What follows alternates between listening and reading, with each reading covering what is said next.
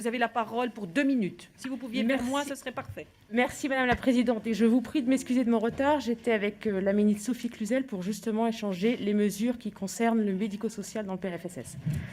Monsieur le Premier Président, je remercie la Cour des comptes pour le travail, une nouvelle fois remarquable, qu'elle a réalisé pour éclairer le Parlement et les citoyens sur l'application des lois de financement de la sécurité sociale et ainsi alimenter le débat public. J'interviendrai pour ma part en tant que rapporteur de la branche autonomie, qui était une attente de longue date de la part des associations, des élus et plus largement de nos concitoyens.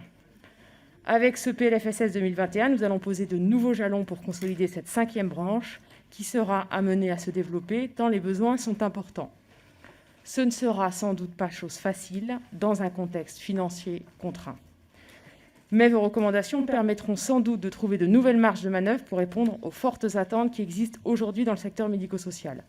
Quel levier, Monsieur le Premier Président, pourrait-on actionner en priorité pour financer la branche autonomie ? Même si votre rapport ne traite pas directement des dépenses de la branche autonomie, la Cour avait consacré un chapitre entier à la CNSA dans son rapport annuel de 2018.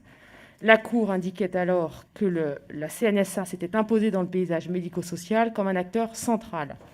Quelle appréciation portez-vous aujourd'hui sur son organisation, ses moyens et ses actions ?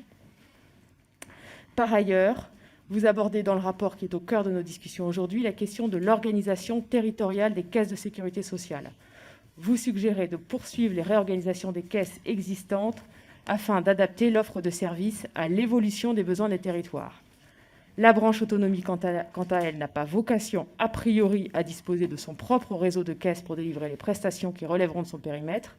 Elle devra s'appuyer sur les organismes existants. Aussi, avez-vous identifié des difficultés au niveau territorial dans la coopération interbranche ? Ne faudrait-il pas, et c'est ma dernière question, développer, du moins dans les territoires les moins peuplés, des guichets uniques sur le modèle de ce qui est fait dans le régime agricole ?